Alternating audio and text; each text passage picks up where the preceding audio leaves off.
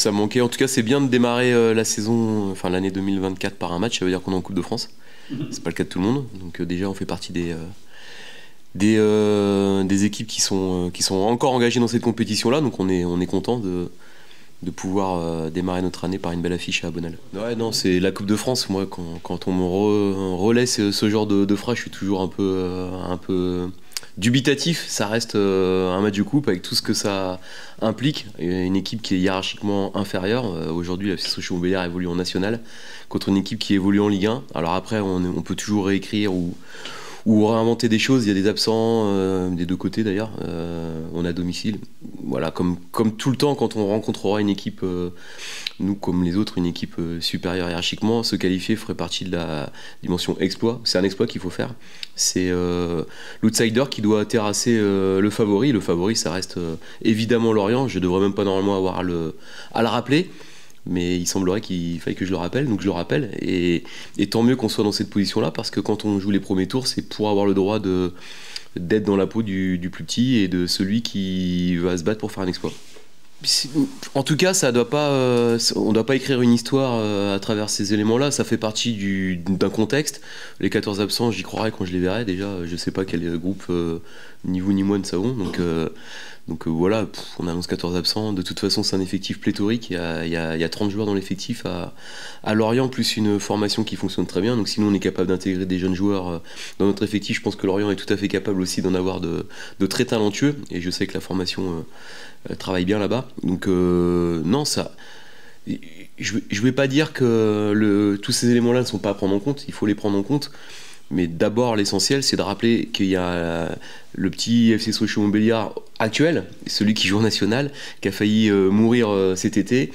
On doit d'abord accentuer sur le plaisir de recevoir une Ligue 1, ça veut dire qu'on est encore là, que le club est qualifié en Coupe de France, qu'il est vivant. Et une fois qu'on a dit ça, comment on va faire pour essayer de les inquiéter dans un premier temps, et peut-être dans un même temps les battre. Mais d'abord, dans un premier temps, au moins faire le match, parce que quand on prépare un match contre une Ligue 1, il y a tellement de choses à regarder, de qualité dans leur équipe, que même s'ils on occulte le classement, ça reste quand même des joueurs de très grande qualité. Voilà.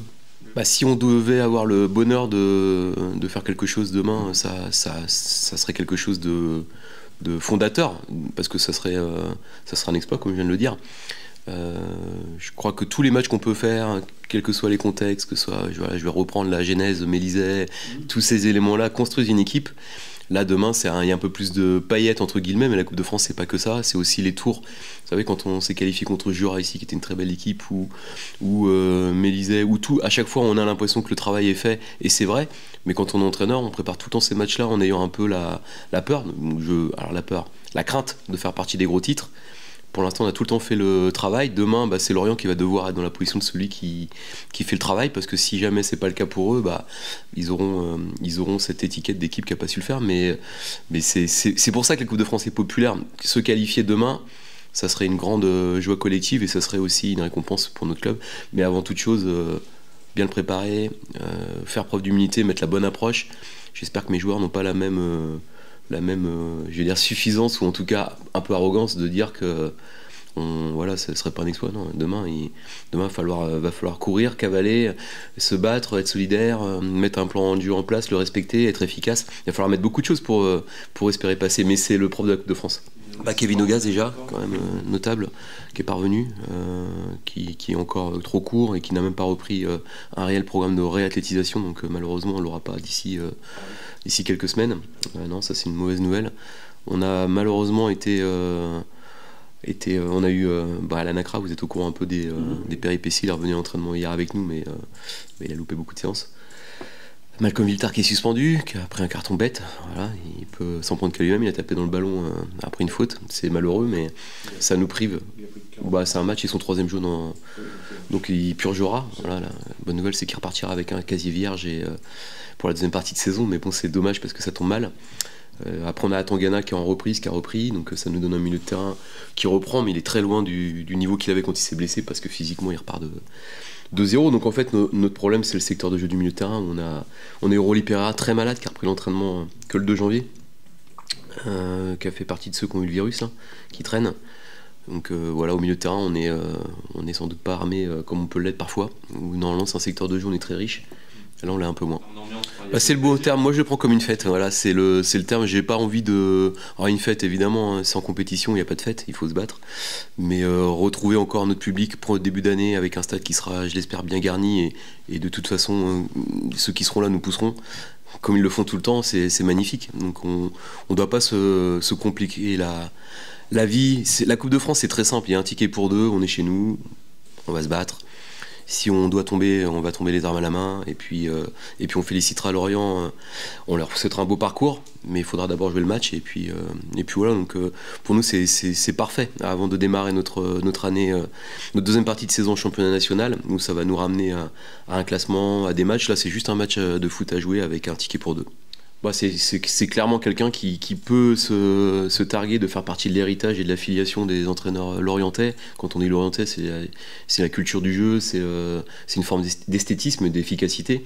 Et le FC Lorient, c'est tout ça. Mais encore une fois, on peut que regretter quand ça marche, c'est dithyrambique et c'est définitif et c'est exceptionnel. Et puis, dès que ça va un peu moins bien, c'est aussi catastrophique dans l'autre sens. Il faut toujours un peu de mesure. C'est un jeune entraîneur qui a montré toutes ses qualités, qu'on a et qu'on a autant aujourd'hui, alors que ça tourne moins bien qu'à l'époque. Mais on est dans un environnement où il faut toujours avoir un jugement définitif après 2 matchs ou 3 matchs. Et des fois, c'est dur pour travailler, mais le président a dû le réconforter dans ses missions puisqu'il est toujours là, donc c'est qu'il a la confiance de son environnement. Exactement, bah, ça me donne raison, on va dire. De toute façon, moi je suis plus dans ce truc-là aussi une bonne équipe. Bah, une bonne équipe, c'est où il y a plusieurs joueurs qui font le petit trou, et c'est ce qui se passe hein, en ce moment. Tout le monde met des buts devant, Noah, que ce soit Alex et tout, bah, tout le monde fait ce qu'il a à faire et tout. C'est ça le plus important, je pense aussi. Tout le monde est content et tout le monde essaie apporter sa petite pierre à l'édifice, on va dire. Et c'est ce qui se passe. Hein. C'est ce qui se passe et j'espère que ça va continuer comme ça. Ouais, de toute façon, c'est leur qualité, toi, et là, ils ont rajouté des buts en plus. Normalement, c'est de faire des passes, dribbler, envoyer des retraits. Mais bon, comme on dit, le coach, il a une façon de jouer où tout le monde peut marquer à tout moment. Du coup, c'est parfait pour l'équipe. Je pense que le danger, il vient de partout. On va dire. Tu ne peux pas que te focaliser que sur un seul joueur et se dire, si lui ne marque pas, bah, il y aura un match nul où le danger il peut venir de partout, on va dire.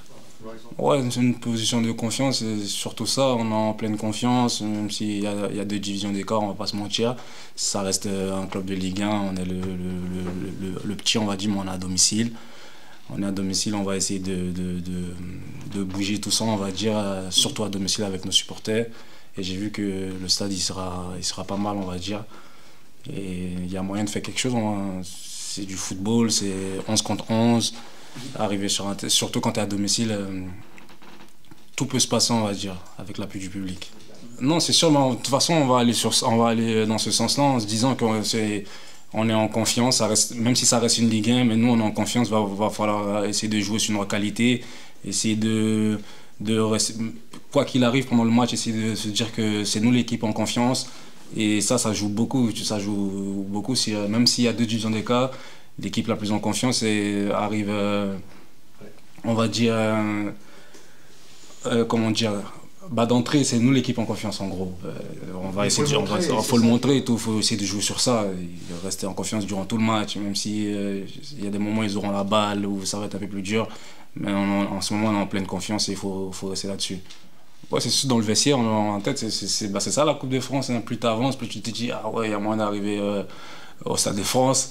Mais bon, on va pas aller jusque-là maintenant. Là, c'est juste qu'on revient de vacances. On était sur une bonne note.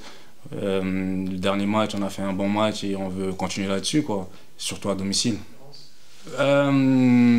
Faut faire attention à quoi? C'est une Ligue 1 déjà. Si tu es en Ligue 1, c'est que tu as une qualité technique au-dessus de la moyenne, je pense. Et du coup, en gros, faut tout le temps les mettre la pression. Faut pas les laisser dans un jardin où ils se disent ouais, bah, je suis venu ici juste dans un match plaisir. Et il faut essayer de. Bah, plus tu les mets la pression, plus ça devient plus dur pour eux. Et je pense que c'est ça qu'il faut qu'on essaye de faire. Essayer de les mettre la pression, pas que pendant 15 minutes, mais durant tout le match. Ouais, je trouve que c'est un bon match test même pour nous, même pour la suite de la saison. Essayer de se dire, bah, essayer de faire un match référence où on se dira que pendant ce match, on a été bien, ça veut dire on peut affronter n'importe quelle équipe en national et garder l'intensité qu'il faut. Et bah, c'est ce qu'on va essayer de faire demain, essayer de mettre une intensité où durant toute la saison, on va se rappeler qu'on peut atteindre ce niveau.